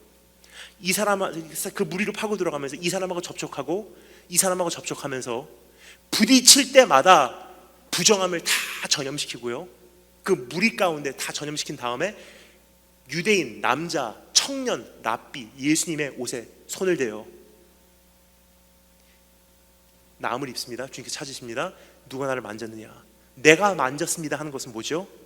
당장에 그 자리에서 사람들이 돌을 가지고 그 여인을 쳐서 죽여도 이상하지 않은 상황이에요. 근데 그 여인은 결단을 해요. 내가 만졌습니다. 한 가지 질문을 드리도록 하겠습니다. 여러분 기억하십니까? 이 여인은요, 살려고 예수님을 만나러 왔던 사람이에요. 예수님을 이용해도 자기가 살겠다고 예수님을 찾아온 사람인데, 뭐가 있었기에, 뭐가 변했기에 이제는 죽어도 괜찮으니까 주님과 대화를 시작할까요? What happened? 그 답을 제가 여러분께 여쭤보는 이유가 있습니다. 우리 모두가 그 사실, 그 답을 다 잘 알고 있어요. 우리가 경험했기 때문에. 처음에 교회 나올 때는요, 나도 옷자락 만지러 나왔어요. 자녀 문제 때문에, 눈앞에 있는 결혼 문제 때문에, 비자 문제 때문에, 김치 먹고 싶어서, 외로우니까, 사업 때문에, 와이프가 데리고 가니까. 이 여자 안 따라가면, 교회 안 가면 결혼 안 해준다고 하니까. 그래 와서요, 예배를 드리는데 이상하게 처음 부르는 이 찬양이라는 것에 내 마음이 빼앗기기 시작합니다. 찬양을 부르는데 어찌 이것이 내 상황하고 똑같고요, 눈물이 흐르기 시작하고요, 만나지도 못한 그분 예수라는 사람이 나를 사랑하는 것이 느껴지기 시작해요. 목사님 강단에서 선포되는 그 말씀은 이상하게 내 심령을 뒤흔들고요, 내 가슴에 새로운 생명을 불어넣는 듯한 그러한 경험을 하게 됩니다. 잘 모르겠어요. 그런데 왠지 모르게 그분이 좋은 거예요. 처음에는 옷자락 만지고 돌아갈 생각으로 교회를 찾습니다. 하지만 그 은혜를 조금 맛보면요, 이상하게 내 마음에 있는 그 동기가 재형성이 되기 시작해요. 어떻게 해요? 이제는 내가 죽어도 괜찮으니 그분하고 한번 대화를 나눠봐야 되겠다. 내가 여기서 기도 응답 안 받아도 괜찮으니 적어도 그분께서 내 이름을 좀 알아주셨으면 좋겠다. 내가 여기서 죽임을 당해도 괜찮으니 그분에 대해서는 좀 더 알고 싶다. 내 동기가 바뀌기 시작해요. 이 여인도 똑같습니다. 처음에는 예수님 옷자락 만지고요, 예수님에 대한 관심도 없고 주님이 나에 대해서 알아줬으면 좋겠다는 관심도 없었어요. 옷자락 만지고 도망갈 생각으로 왔는데 은혜를 경험한 거예요. 왜냐? 자기가 한 것도 없는데 병이 치유가 됐거든요. 그리고 두리번거리며 이 여인을 찾으시는 그 예수님의 눈동자에 끌리기 시작합니다. 그 목소리를 듣기 시작한 거예요. 누가 나를 만졌느냐. 교제하자는 그 애원함이 가슴이 울려 퍼지기 시작합니다. 그 순간 동기가 재구성되기 시작해요. 그리고 결단을 내려요. 내가 만졌습니다 하는 것은요, 사람들이 당장에 이 여인을 돌로 쳐서 죽여도 이상하지 않은 상태예요. 그런데 이 여인의 동기는 뭐죠? 이제는 죽어도 괜찮으니 내가 여기서 죽임을 당해도 당신하고 한번 대화 나눠보고 죽겠습니다. 여기서 죽임을 당해도 괜찮으니 내가 죽은 후에 내 이름이 당신의 가슴에 새겨지고 난 당신에 대해서 좀 알고 싶습니다. 이 부르심은요, 진리예요. 왜냐? 우리를 처음에 부르실 때부터 주님께서 그렇게 부르셨던 걸 기억하십니까? 누구든지 나를 따르려거든 자기를 부인하고 자기 십자가를 지고 죽을 각오로 나를 따르는 자들만이 나를 만나기 합당하대요. 옷자락 만지고 돌아가서는요, 30평생 60평생을 교회 다녀도 주님 못 만난다는 거예요. 사업 문제 해결해 주세요. 가정 문제 해결해 주세요. 질병 문제 해결해 주세요. 학원 문제 해결해 주세요. 취업 문제 해결해 주세요. 그렇게 한평생을 교회 다녀도요, 주님 못 만난다는 거예요. 따라서 주님께서 그날 말씀하실 거예요. 내가 너를 도무지 알지 못하노라. 왜요? 내가 그날 너 이름 물어봤잖아. 나하고 교제하자. 옷자락 만지고 도망가지 마. 그렇게 해서는 교제가 성장하지 않아. 그렇게 해서는 교회가 세워지지 않아. 그렇게 해서는 신앙이 깊어지질 않아. 그렇게 해서는 참된 제자로 탄생될 수 없어. What's your name? 너 이름이 뭐니? 여전히 여러분 그 질문을 외면하고 돌아가시렵니까? 아니면 오늘 그 질문에 답을 하기 위해서 내 생활도 급합니다. 내 지금 먹고 살기 정말 급하고요, 내 눈앞에 있는 학원 문제 정말 급하고요, 가정 문제 정말 숨막힐 것 같고요, 이 가난 문제 나를 쫓아오고 있고요. 하나님, 내가 이것을 포기한다는 것은, 이것을 내려놓는다는 것은, 이것을 잠시 보류한다는 것은 나에게는 죽을 것 같은 그러한 경험이지만 왠지 모르게 내 가슴에 찾아오셔서 나에게 속삭이신 주님을 내가 느꼈으니 나는 오늘 결단합니다. 일단 주님 만나고 봐야 되겠습니다. 그렇게 결단하면은 인생이 바뀔 것입니다. 그 한 번의 결단으로 우리 신앙이 바뀔 것입니다. 우리 주님은 그렇게 만나는 거예요. 누구든지 살고자 하는 자는 죽을 것이고 죽고자 하는 자만 산대요. 오늘 그 결단을 하심으로 우리 주님 만나시는 축복이 주심으로 축원합니다. 첫 번째, 기다리지 못하는 원인. 두 번째, 기다림의 궁극적 목적. 마지막 세 번째, 따라서 하겠습니다. 기다릴 수 있는 이유. 기다릴 수 있는 이유에 대해서 말씀드리기 전에 제가 한 가지만 여러분과 나누도록 하겠습니다. 먼저 나누기를 원하는 것은요, 하나님께서 하나님 마음에 갖고 계신 큰 오해와 하나님 마음에 갖고 계신 큰 그 답답함을 좀 풀어드리기 위해서 우리의 오해를 한번 이렇게 새롭게 정리하고 푸는 그런 시간이 되었으면 좋겠습니다. 우리가 하나님에 대해서 큰 대표적인 오해를 가지고 있다면 이런 것이 아닌가 생각이 됩니다. 주님께서 나를 사랑하시는 마음과 주님께서 나를 사랑하시는 방법이 충돌한다고 생각해요. 예를 들어서 나를 사랑하지만은 기도를 거절하신다. 충돌한다는 뜻이죠. 나를 사랑하시는 마음과 사랑하는 방법이 충돌하고 있다고 생각합니다. 사랑하시지만은 기도를 응답 안 해주시고요, 사랑하시지만은 기도를 보류하시고요, 사랑하시지만은 침묵하시고요, 사랑하시지만은 때로는 하나님께서 그냥 그대로 두실 때가 있어요. 이 표현은요 정확하지 않아요. 왜냐, 사랑하는 마음과 사랑하는 표현이 충돌하고 있다는 결론이에요. 이것은 하나님에 대해서 우리가 크게 오해를 사게 하는 그러한 잘못된 생각이에요. 그래서 여러분, 새롭게 정리해드리겠습니다. 성경 전체가 우리에게 정말로 전해주고자 하는 하나님의 모습은 어떠한 하나님인지 다시 한번 정리하겠습니다. 사랑하지만은 응답을 거절하신 분이 아니라, 다시 말씀드리겠습니다, 사랑하기 때문에 거절하시는 거예요. 사랑하기 때문에 안 주시는 거예요. 사랑하기 때문에 그대로 두시는 거예요. 사랑하기 때문에 고난을 허락하시는 거예요. 사랑하지만은 주시는 게 아니라 사랑하기 때문에 주시는 거예요. 이상한 하나님이 다 있어 생각하시는 분들이 계시기 때문에 제가 왠지 설명을 드릴게요. 부모의 마음만 돼도 조금 알 수 있어요. 저는 부모가 아닙니다. 하지만 효자예요. 따라서 부모의 마음을 저는 헤아립니다. 정말로 제가 생각해봐도 저는 효자입니다. 그렇다고 해서 마마보이는 아니에요. 왠지 말씀드리겠습니다. 마마보이는요 절대로 부모하고 충돌하진 않아요. 저는 제 의지도 굉장히 강하기 때문에 공경은 해도요 100% 순종은 하지 않아요. 이런 일이 있었습니다. 제가 이렇게 다니다 보면 제일 많이 듣는 질문 중에 대표적인 질문이 바로 이것입니다. 목사님 결혼하셨습니까? 답을 드리겠습니다. 안 했습니다. 그럼 두 번째 질문을 받습니다. 그럼 사도 바울과 같은 은사가 있으시겠군요. 그럼 저는 이렇게 말씀드립니다. 절대로 그런 말씀 하지 마세요. 저는 결혼을 꼭 하고야 말 것입니다. 거기까지 말씀드리면 또 세 번째 분들이 계십니다. 그럼 목사님 제가 결혼해드려도 돼요? 그것도 노땡큐예요. 근데 여러분, 사실 저도요 정말로 이렇게 시간이 여기까지 오래될 거라고 생각을 못했어요. 사실 제 주변에 제 우리 가족들 안에 있는 그 친척들 가운데, 그 사촌들 가운데 제가 제일 먼저 결혼할 줄 알았어요. 제가 장손이거든요. 그래서 제일 먼저 결혼할 줄 알았는데 이미 다 저를 추월하고 먼저 다들 가고 있습니다. 저도 굉장히 결혼에 대해서 많이 갈급했던 사람 중에 한 사람이었습니다. 그 이유를 몇 가지 말씀드리겠습니다. 저는요 남자들만 2,000명 모이는 대학교를 다녔어요. 사관학교. 여러분, 남자들만 2,000명이 모여서요 4년 동안을 그 우리 안에서 살면요 어떠한 현상이 일어나냐, 딱 4년쯤 지나면 사람이 이렇게 바뀌더라고요. 남자들 사이에서 2,000명 사이에서 그렇게 살다 보니까 학교 식당에 가면요 이런 흑인 아주머니들이 이렇게 서빙을 합니다. 그럼 그 아주머니의 샴푸 냄새만 맡아도요 사람이 끌려가게 돼 있어요. 그리고 저는요 대학교 졸업하자마자 결혼하는 줄 알았어요. 나 절대로 결혼한다. 그래서 신대원을 가는 것을 굉장히 저는 기대를 많이 했습니다. 가서 진짜 믿음 있는 자매 만나서 빨리 사역자로 안정하고 빨리 나는 이제 내 자리를 찾아간다.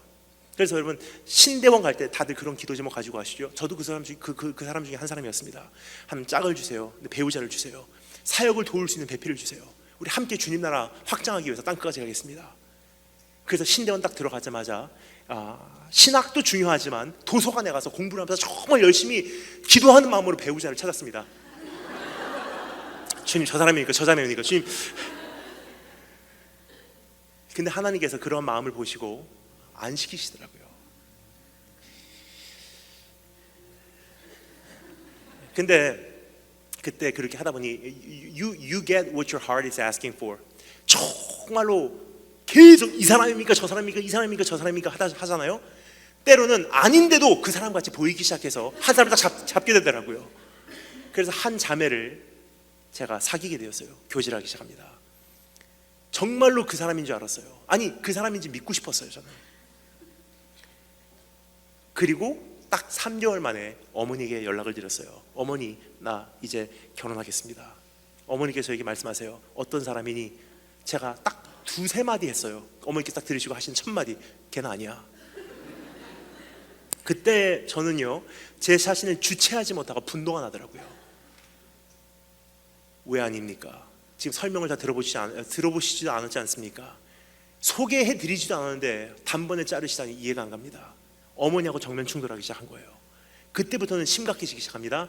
안 돼, 하겠습니다. 안 돼, 해야 됩니다. 안 돼. 저는 어머니의 고집을 꺾기 위해서라도 하고 싶었어요. 그렇게까지 충돌을 한 3개월 하는데요, 어머니께서 나중에 결국 저에게 이렇게까지 결론을 내리시더라고요. 네가 정말로 원한다면 해라. 그런데 부모로서 나 그거 허락 못해. 네가 뻔히 불행해지는 것이 눈앞에 보이는데 나 그거 허락 못한다. 부모의 양심적으로 나 그거 허락 못해. 네가 나를 원망해도 괜찮아. 네가 나하고 관계를 끊어도 괜찮아. 돌아서도 괜찮아. 나를 저주하고 떠나도 괜찮아. 차라리 그것은 부모인 내가 감수할 문제지, 두 눈 뜨고 네가 불행한 그 길을 네 발로 가는 거 난 허락 못해. 네가 하려면 해. 관계 끊으려면 끊어. 가슴 아프고 힘들어하는 것은 내가 감수해야 될 문제지, 허락하는 것은 절대로 내 입술에서는 바라지 마. 거기까지 말씀을 하시니까 이거는 정말 제가 감당하기 힘들더라고요. 많이 고민하고 기도하다가 결국 공경을 해요. 정리하기 시작했어요. 깨끗하게 정리하고요. 그때부터 벌써 15년이라는 시간이 흘러왔습니다. 지금 돌아보니까요, 이런 생각이 들어요. 내가 정신 나갔었구나. 정말 아니었었어요. 그때는요, 진짜 잡고 싶으니까 잡히는 거 결혼하려고 생각했죠. 지금 오니까 진짜 아니었었어요. 여러분, 어떻게 보면 하나님 마음이 그런 마음이 아닌가 생각이 듭니다. 네가 차라리 나를 원망하려면 해라. 네가 나를 차라리 배반하려면 해라. 네가 차라리 돌아서 갖고 나를 버리고 가려면 가라. 신앙 접어들려면 네가 알아서 해. 교회 생활 그만둬. 시험 들었다고 나를 저주하려면 마음대로 해. 나를 원망하고 불평하려면 차라리 그 가슴 아픈 것은 부모인 내가 감수할 문제지, 뻔히 이거 주면은 망할 거 알면서 내가 너 그거 못 줘. 사랑하지만은 안 주는 게 아니에요. 사랑하기 때문에 안 주시는 거예요. 부모의 양심상 못 줘. 그거 주면 너 죽게 돼 있어. 주면 3년 후에 너 돌아서게 돼 있어. 주면 너 불행하게 돼 있어. 주면 눈물로만 살게 돼 있어. 그거 허락하면 이대로는 네 인생이 회복되지 않게 돼 있어. 우리 주님께서 우리에게 바라시는 것은요, 나 좀 이해해 줄래? 물어보신 주님의 마음이에요.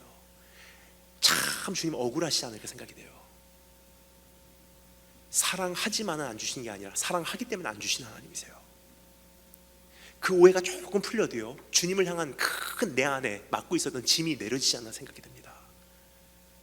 하지만 그 외에도 우리 또 한 가지 이유를 우리 한번 확보해 보도록 하겠습니다. 이 이유가 내 안에 정리가 되면요, 우리 기다려낼 수 있어요.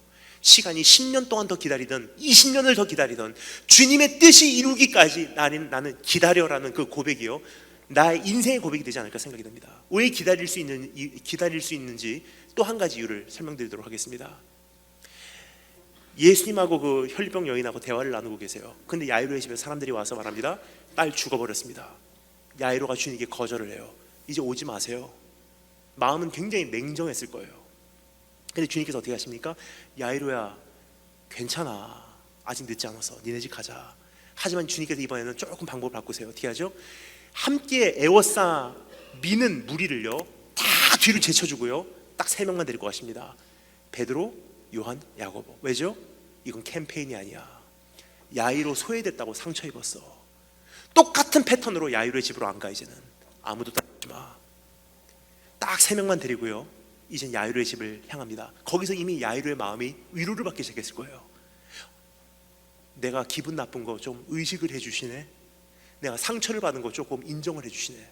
여러분, 아픈 사람에게 너 왜 상처받았냐 그러면 더 상처받아요. 아픈 사람에게 너 상처받아서 이상하다 그러면요, 혹은 그 상처를 우리가 과소평가하잖아요. 오히려 더 큰 상처가 돼요. 우리 주님 참 인격자세요. 어떻게 하십니까?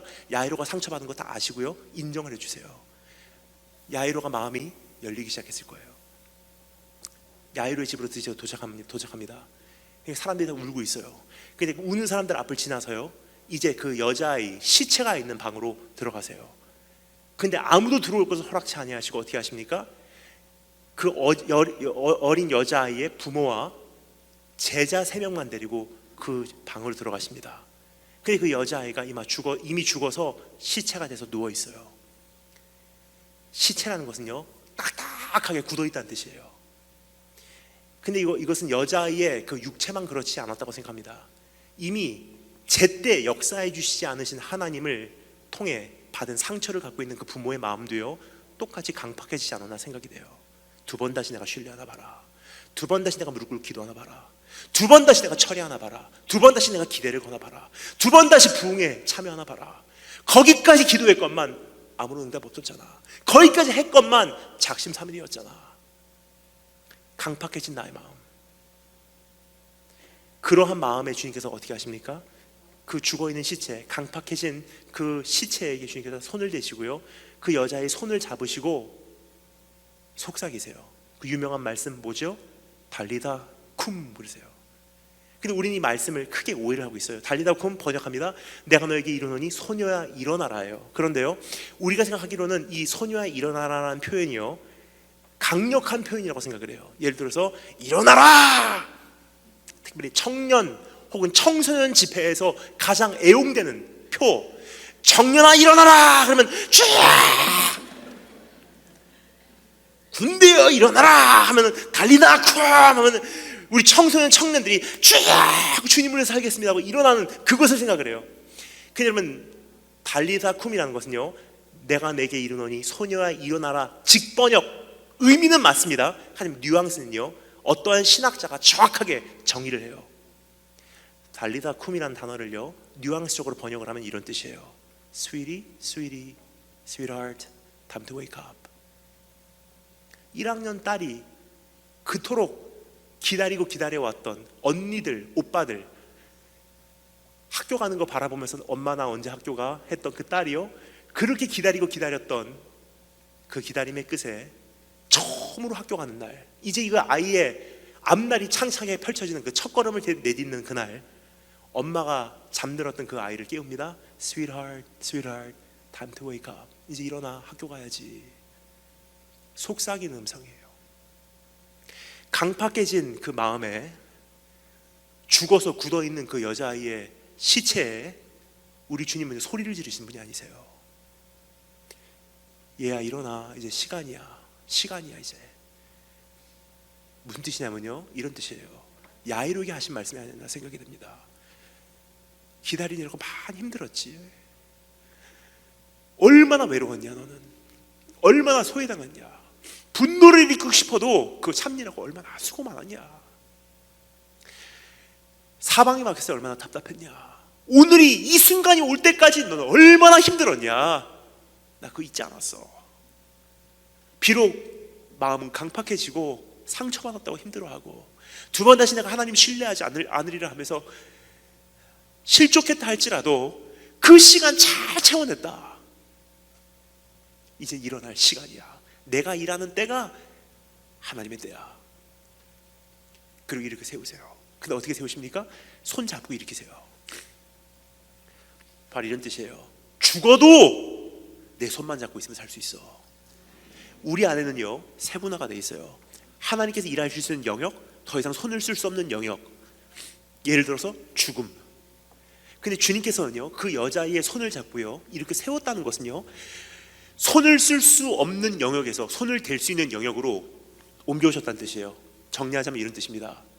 땅 아래나 땅 위에나 하늘 위에 주님의 이름이 으뜸된다는 것은요, 손을 쓸 수 있는 영역, 더 이상 손을 댈 수 없는 영역, 이 모든 영역 위에 있는 내가 있어.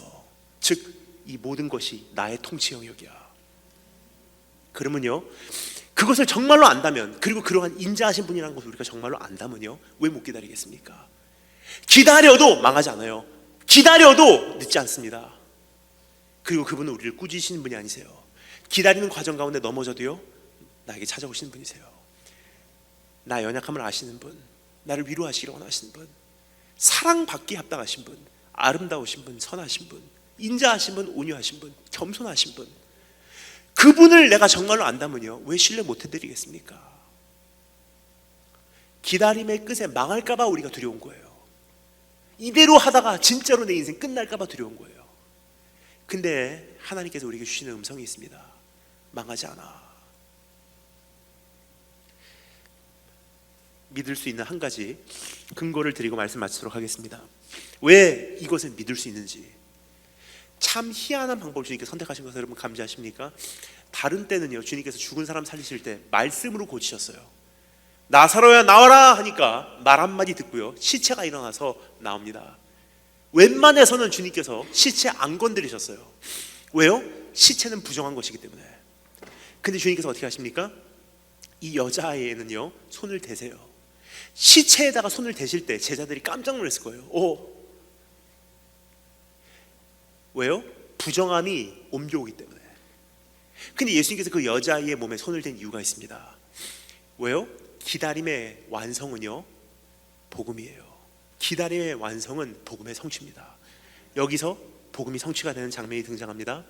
주님께서 그 기다리던 그 여자아이의 시체에게 손을 대는 순간 복음이 완성이 됩니다. 어떻게 해요? 스위치. 그 여자아이와 주님과의 자리가 바뀌어버려요. 그 여자아이의 부정함은요, 예수님께 전해오고요, 예수님의 거룩함이 그 여자 안에 흡수해 들어갑니다. 그 여자아이 안에 있었던 죽음의 그림자는 예수님 안에 스며서 들어오기 시작하고요, 예수님 안에 있었던 생명은 그 여자아이 안에 불어서 들어가기 시작해요.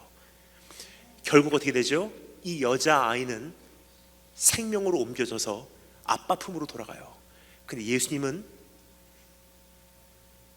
그때부터 멀지 않은 때에 죽음의 길, 십자가의 길로 나아가시고요, 결국은 예수님은 아빠 품에서 쫓겨남을 당해요. 하나님이여 하나님이여 왜 나를 버리시나이까. 여자아이는 생명으로, 예수님은 죽음으로. 여자아이는 아빠 품으로, 야이로의 품으로, 예수님은 아버지 품 밖으로. 이 여자아이는 무덤으로 들어가야 되는 운명, 하지만 생명의 자리로 옮겨왔고요, 예수님은 생명의 자리에 계신 분이 자기를 비우사 우리를 위해서 낮은 곳으로 죽기 위해 내려오신 분이세요. 그런 분을 내가 정말로 안다면요, 왜 못 기다리겠습니까? 기다려도 망하지 않는다는 거예요. 기다려도 끝나지 않는다는 거예요. 해결되지 않는 것 같아도 이대로 파괴되지 않는다는 것입니다. 오늘 그분을 정말 안다면요, 우린 기다려낼 수 있을 것이고 내 자리를 지켜낼 수 있을 것이고 마침내 기다림을 통해서 하나님의 성취를 우리는 맛보게 될 줄 믿습니다.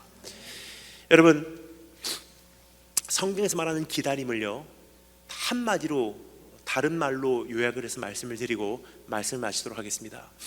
여기까지 말씀을 들으면요, 어떤 분들이 이렇게 생각을 하세요. 그러면요, 내가 기다리겠습니다. 그럼 기다림이라는 것을 우리는 보통 다시 한번 옛날 디폴트 모드, 우리가 이제까지 갖고 있었던 고정관념으로 계속 돌아가려고 하는 고무줄과 같은 심보가 있어요. 그냥 한 증막 속에 들어가고 그냥 시간이 되도록 기다리는 것이 기다림이라고 생각하는데, 성경에서 말하는 기다림은 그런 것이 아니라고 말씀드렸죠. 첫 번째는 주님을 신뢰하는 것, 그리고 그분이 시간과 공간 밖에 계시다는 분이라는 사실을 인정하는 것. 형태적으로 그 기다림은 어떻게 등장하냐면요, 바로 이것입니다. 기다림이라는 단어에 또 다른 더 좋은 단어가 있습니다. 성경에서 말하는 기다림이라는 단어를 가장 정확하게 정리하는 또 하나의 공통어가 있어요. 섬김이라는 단어예요. 우리가 그것이 그렇게 생소하지 않습니다. 왠지 설명을 드릴게요. 매일 사용하는 일상 용어 중에 하나이기 때문이에요. 음식점에서 우리를 섬겨주는, 우리의 수종 들어주는, 우리를 서빙해주는 사람들을 뭐라 그러죠? 웨이터라 그래요. 기다리는 사람들. 사실 이 원어적 뿌리를 따져보잖아요. 기다림이라는 단어하고 섬긴다는 단어는 똑같은 단어예요. 하나님께서 우리에게 정말 바라시는 섬김은 뭐냐면요, 어떤 봉사에 바쁘고 어떤 헌신에 바쁘고 사역에 바쁜 것이 아니라, 그것도 물론 섬김이긴 하지만 가장 근본적으로 나에게 받기를 원하시는 섬김 뭐죠? 숨막히는 가정의 현장 속에서, 지금 당장의 답답한 그 가난의 무대 위에서, 오늘 내일 할 수밖에 없는 그러한 생명의 위협 속에서 내가 주님께 드릴 수 있는 최고의 예배, 주님께 드릴 수 있는 최고의 섬김은 부르신 이곳에서 난 주님 신뢰하고 여기를 끝까지 지켜내겠습니다. 부흥이 오지 않는 이 시대에서 난 무릎으로 부흥이 올 때까지 지켜낼 것이고, 아무런 역사가 일어나지 않는 이 교회에서 난 주님께서 일하실 때까지, 마침내 하늘문 여실 때까지 난 나에게 허락받은 이 사역까지 지속하겠습니다. 아무도 반응하지 않는 이 도시에서 주님 예정하신 그때가 올 때까지 난 끊임없이 선포하겠습니다. 부르신 그곳을 지켜내는 것, 그러한 섬김의 자리에서 기다려내심으로 마침내 주님 나타나신 것을 경험하시고 그 복음이 완성되고 승리하는 것을 경험하시는 우리 한 분 한 분 되실 주님으로 축원합니다. 다 같이 머리 숙이시면 감사하겠습니다. 오늘 찬양팀 올라오실 때까지 잠시 받은 말씀 내 가슴에 되새기며 정리할 수 있는 기회를 드리도록 하겠습니다.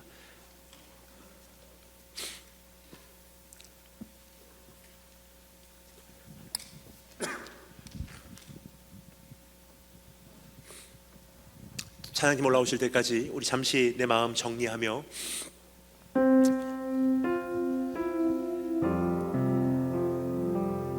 위에 등불 조금만 더 줄여주시면 감사하겠습니다. 찬양 한 곡하고 우리 함께 기도하는 시간을 갖도록 하겠습니다. 여러분 이제 고개를 들어주시면 감사하겠고요. 제가 한 가지만 나누고 우리 찬양 함께 불렀으면 좋겠습니다. 저는 11년째 이렇게 선교사로서 다니고 있습니다. 불 조금 등 줄여주시면 감사하겠습니다.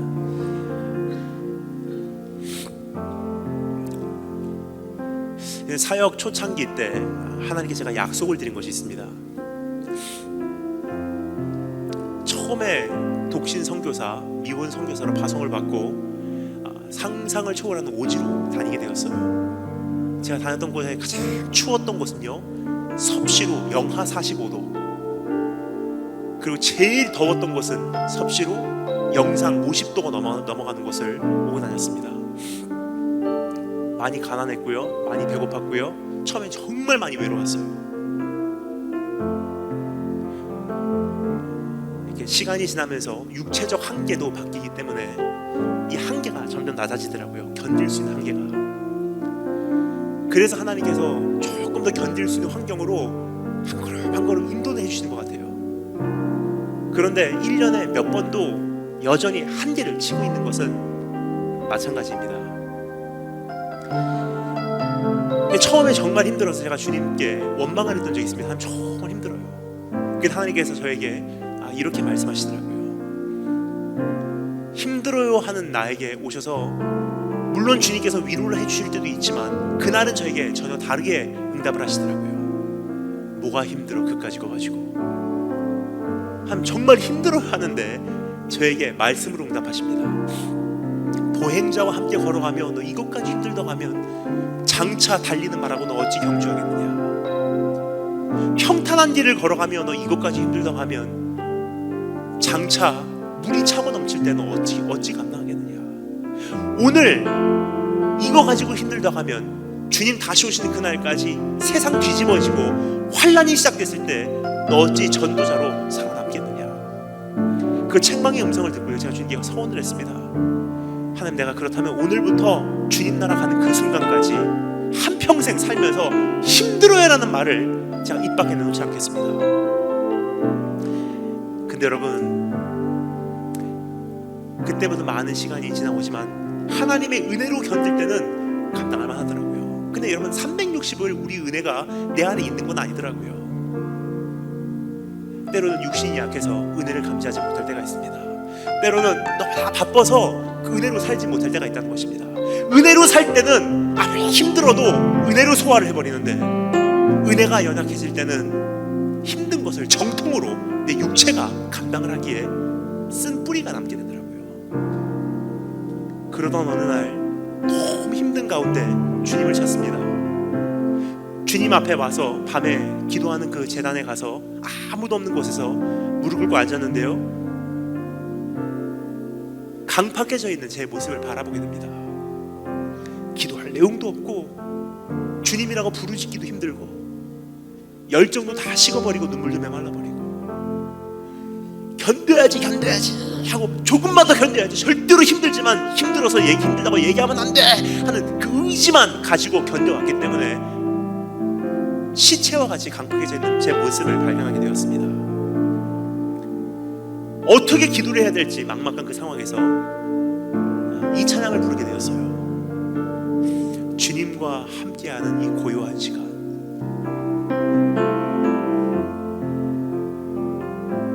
하나님의 보좌 앞에 내 마음을 쏟네. 모든 것 아시는 우리 주님께 감출 것 없네. 내 마음과 정성 다해 주 예배합니다. 나 염려하지 않아도 내 쓸 것 아시니 나 오직 주의 얼굴 주님과 교제 구하게 하소서. 다 이해하지 못할 때라도 순종하며 난 감사하며 주님을 따라가겠습니다. 내 본분 온 마음 다해 사랑합니다. 온 마음 다해 주를 알기 원하네.